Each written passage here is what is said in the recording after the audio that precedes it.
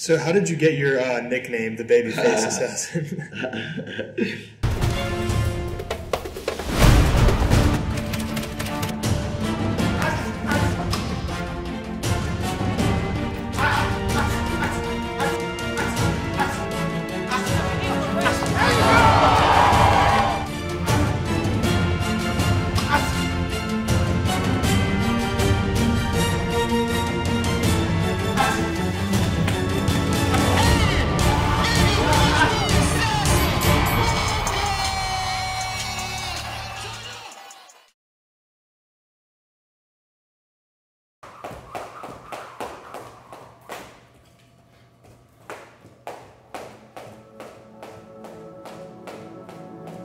My name is Eric Walker. I'm 38 years old. I'm a professional boxer. Life was hard. Growing up, living in a house with sometimes no lights, no heat, no air, it was hard. My mother was a single parent, and raising 3 boys, it was hard. We didn't really have no guidance. So, a lot of stuff that we was doing, we was following our peers, people that was around us, people that we looked it up to, our cousins and, they friends, stuff like that. So, we was out in the streets and we was just doing whatever we can do. Stealing from the stores, stealing bikes, started burglarizing. Next thing you know, we started carrying guns. Armed robbery. My brother went to jail for murder.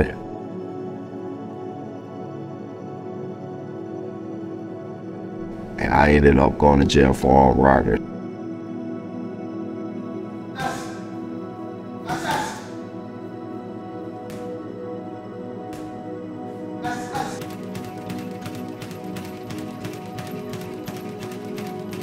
I went to jail in 1999 for armed robbery, attempted murder.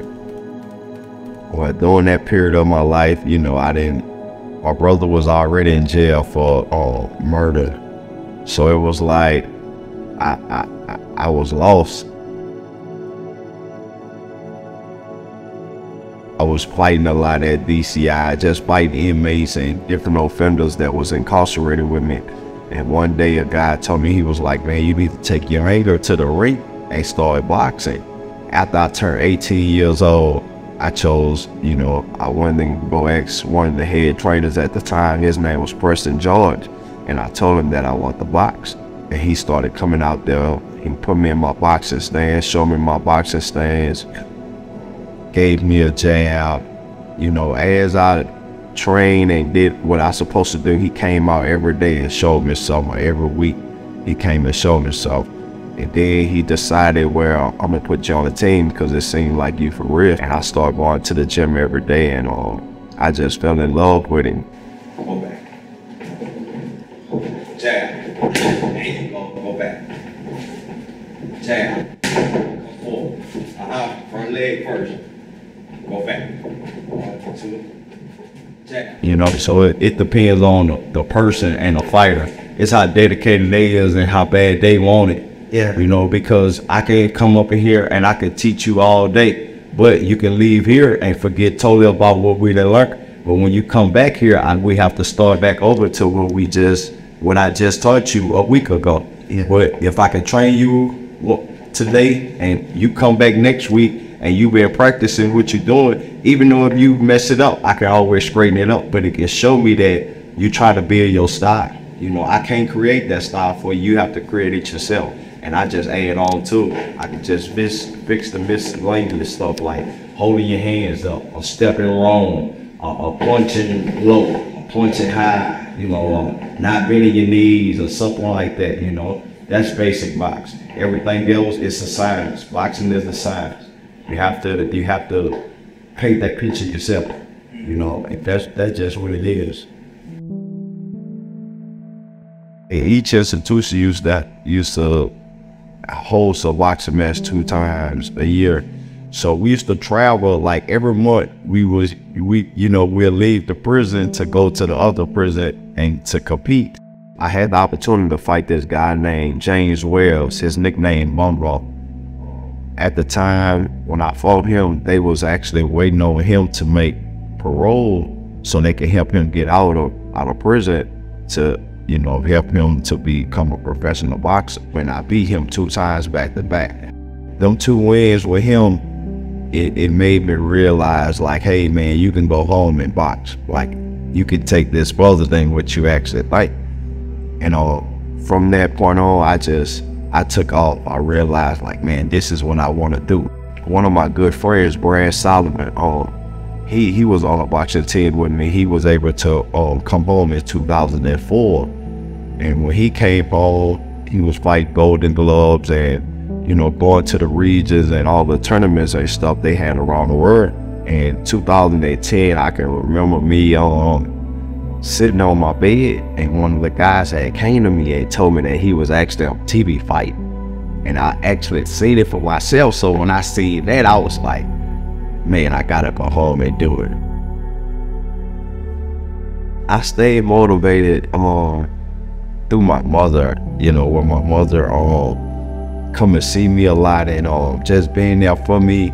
And it was like one particular time my brother had got locked up, and my mama was like, you know, that stuff, what y'all doing now, y'all not gonna be able to come home and do that. You're gonna be right back up in jail.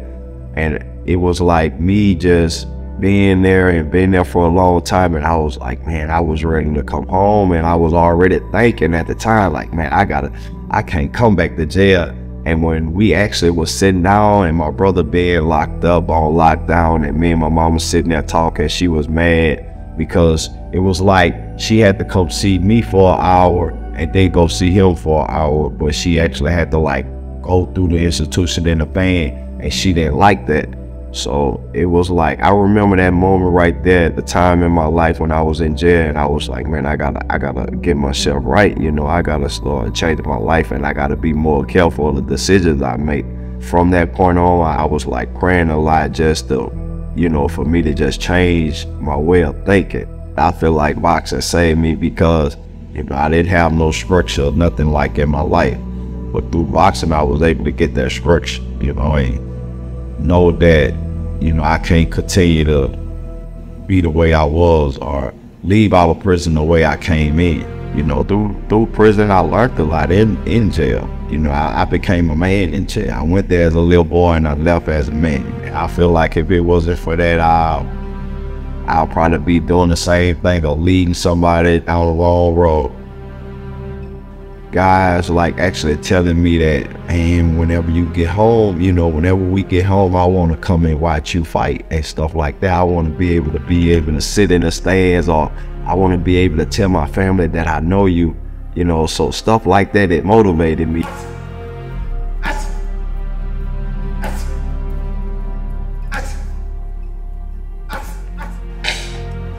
The day when I actually came home from the prison, it was April the 26th. It was like bittersweet, no lie, because I actually left my brother in prison.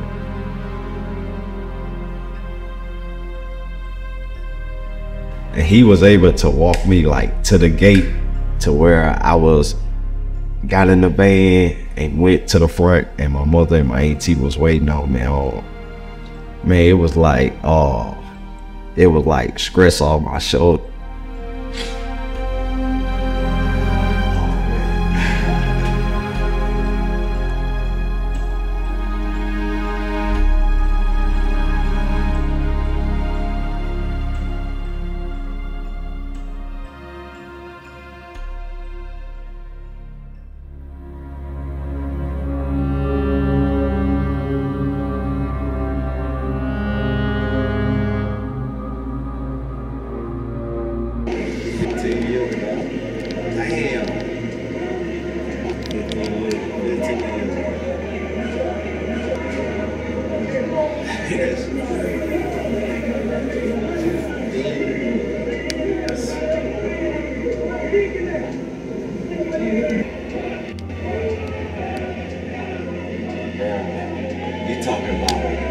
We turned bad times into good times, bro. Bro, all us had years left, bro. Look at that, bro.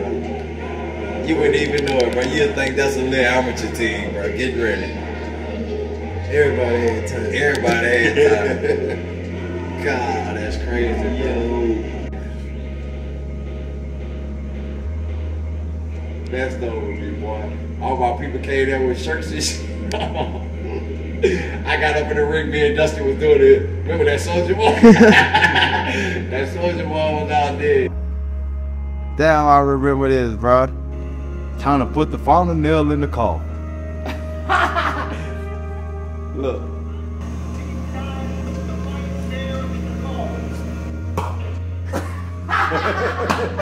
Bro, that's crazy. Hey, that's what I love too. Damn, bro. Oh yeah, this is me right here. This is me. So we playing like we fighting each other. It's like kung fu and boxing mix, and we going against the coach and stuff like that. So they started crowding me. Then I called for the fellas with a song called Ooh Ooh.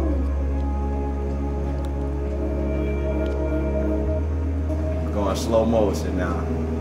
Boom, I'm weaving his punches, going under, back fast. I leave him, go to the other trainer, do a backward flip. Go to him. He run it. They call me the sensei or something like that.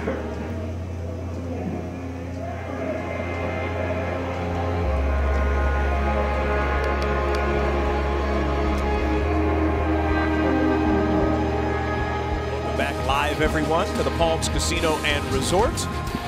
BBC on Spike rolls on with a super welterweight. That was another big thing for me is when I fought Chris Pearson in Las Vegas on TV. I fought him on Spike TV. At the time I was called in through Mayweather promotion to fight one of his guys, and he was actually at ringside at the fight, and we went 8 rounds and I upset him. Your first judge, Crippen Bayless, scores the fight 79-71. Judge Lisa Chiampa sees it 80-72. And Judge Max DeLuca scores the fight 78-74. All see it for the winner by unanimous decision. Eric BabyFace E.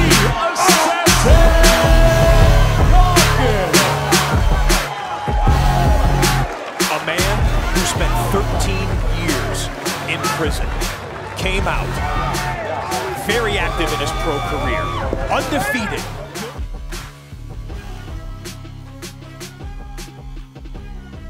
That was another big moment in my life to where I was like, you know, man, I'm where I want to be. I'm where I pictured myself years ago.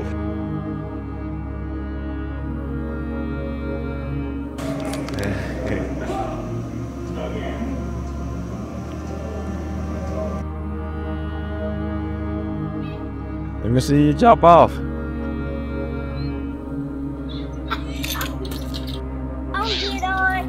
Y'all know I love y'all. Y'all teach me a lot. Y'all help me look at life different. And y'all changed me. I want the kids. I want the young. So that's why I'm always protect y'all and be here for y'all, no matter what. Taught me how to love some innocent human beings. So that's why y'all mean so much to me. I'll always be here for you, because you're my baby.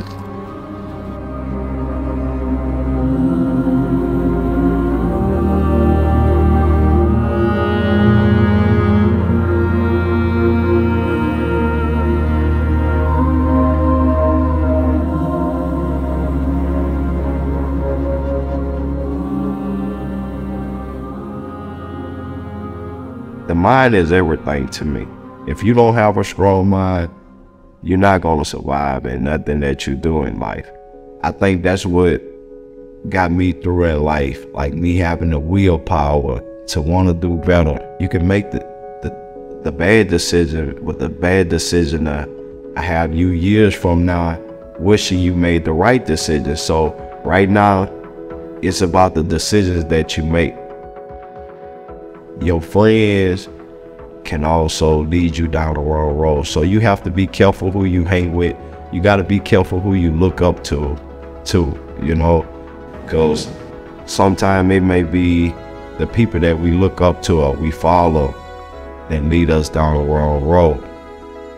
I be wishing people can look at everything that I've been through and it help motivate them. If they going through stuff, they can look at my situation and feel like if he can do it, I can do it.